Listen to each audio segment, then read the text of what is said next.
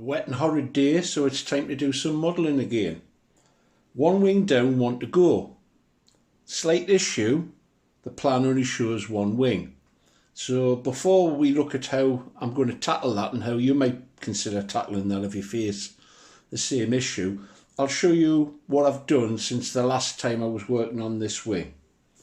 So first of all, the webbing has been added between the upper and lower spar. Notice if you look closely, the grain runs vertically, and that's important because this provides far more strength. What's slightly unusual in this design is the webbing doesn't go across the spars, one side, sometimes both sides. It's actually in between, and that calls for some careful cutting of the web so that it fits neatly, because if it doesn't fit neatly, it doesn't impart any strength.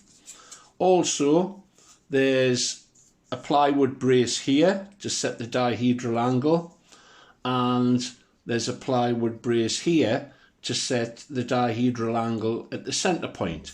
I actually used slightly heavier plywood here. I used 4mm instead of 3mm. I don't think it's actually critical, and actually didn't have any 2mm ply, so I cut out two 1mm ply pieces and glued them together. I don't think that's going to actually weaken it substantially.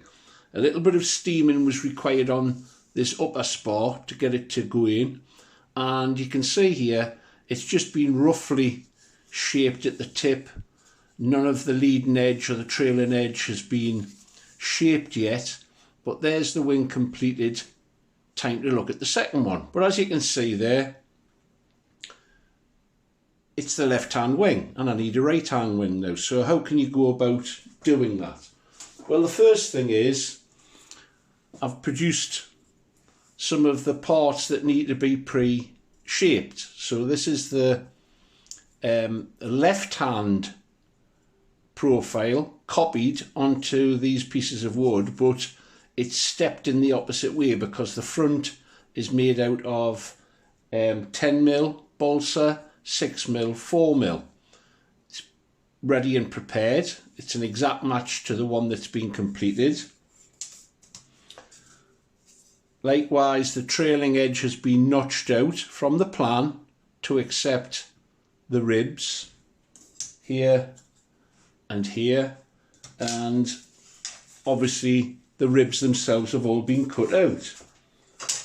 Now, you could simply print it off and reverse it. If you have a printer, and you can do that on the computer. You can, something I've done in the past actually is if you rub it over with something like WD-40, it becomes transparent. But what I'm going to do actually is I'm simply going to flip it over and trace through the rib positions on the other side. You can actually see them well enough to actually build the wing. The plan is basically a guide, and as long as I keep it the same as the other wing, and I've now got a wing for reference, I'll be able to do that. So I intend pinning it down, and I've got this wing for reference if at any point I'm unsure. Once that's done, I'll show you the finished wing as it gets put together. Bye for now. By way of a postscript, that's all that I think's required to produce the right hand wing. I've marked on the trailing edge and the position of the ribs. The rest is determined by the notches in the ribs themselves and by the tip that you can see on the board. So let's push on and see where we get up to. So from this to this, I think it's turned out really rather nicely. It hasn't been rubbed down, it hasn't been cleaned up at all. This is as built from the board. It reminds me of Japanese kites in that the real attraction are the ropes and strings that are attached to them, and the stringers on this really make for an attractive looking wing, and one that's extremely strong, and very little twistability is possible in the wing because of the gussets and the webbing. If you look closely, you'll notice that the webbing is only on the inner panels and not on the outer panels. And that's presumably to keep the weight down and to put the strength where it's needed most. Setting the dihedral was a little bit of a challenge, simply because you have to cut through these ribs and it leaves very little of the rib left to put this dihedral brace in here, obviously at the other end, and hidden in the middle.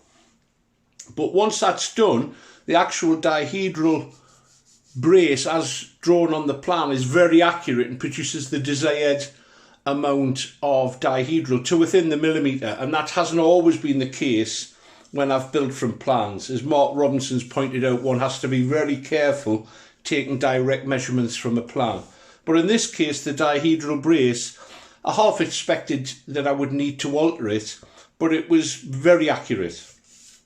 Very strong looking wing, a nice under camber.